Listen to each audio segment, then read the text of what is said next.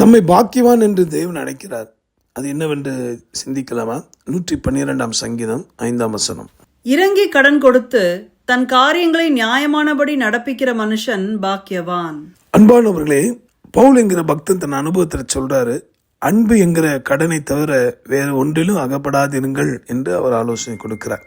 இறங்கி கடன் கொடுத்து, இன்றைக்கும் கூட இந்த வார்த்தையின்படி கர்த்தராகிய தேவனுடைய அன்பை ருசித்த பாத்திரங்கள் நிச்சயமாய் தன்னை சுற்றில் இருக்கிற நண்பர்கள், அவர்கள் எந்த எண்ணமொழி பேசும் மக்களாக இருந்தாலும் அவர்கள் மேல் அன்பு வைத்து அவர்களுடைய நலனில் அக்கறை உள்ளவர்களாய் இருப்பாங்க.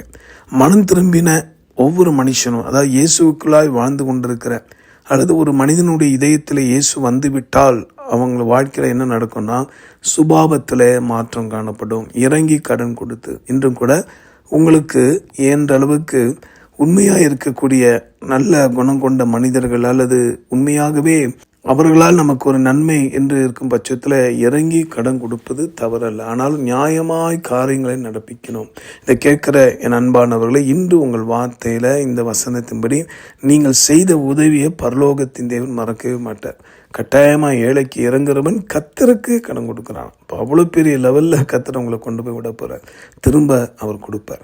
நீங்கள் செய்த இந்த நல்ல காரியம் உங்கள் குடும்பத்துக்கும் உங்கள் பிள்ளைகளுக்கும் உங்கள் எதிர்கால சந்ததிக்கு நீங்கள் சேர்த்து வைக்கிற பெரிய ஆசீர்வாதம். ஆக சோர்ந்து போக வேண்டாம். நிச்சயமாய் உங்களுடைய காரியமாய் கர்த்தர் வருவார், நன்மை தருவார். ஜெபிப்போமா? நன்றி ஆண்டவரே, இந்த வார்த்தையின்படி கர்த்தாவே, அன்பு என்கிற கடன் இவைகளை நாங்கள் வளர அவளுக்கு தாரும். ஒவ்வொருத்தரிடத்தில் அன்பு கூர்ந்து கிறிஸ்துவின் பிரமாணத்தை நிறைவேற்ற உதவி செய்யும். அதே போல பொருளாதாரத்திலும் பல வகையில் இறங்கி உதவி செய்திருக்கிறார்களப்பா, அதை நினைத்து பாரும். அவர்களுக்கு வேண்டிய பலன், அவர்கள் குடும்பத்துக்கு வேண்டிய ஆசீர்வாதம், அவங்கள் எதிர்காலத்துக்கு வேண்டிய ஆசீர்வாதங்களை தந்து மகிழ்ச்சியாக்கும். ஆசீர்வதியும் கிருபை பாராட்டும் ஜீவாதிபதி இயேசு மூலமாக வேண்டுகிறோம் எங்கள் நல்ல பிதாவே, ஆமேன். உங்களுக்காக திருப்பி நன்றி ஜெபிக்கிறோம். உங்கள் சகோதரன் Mani Iyer. God bless you.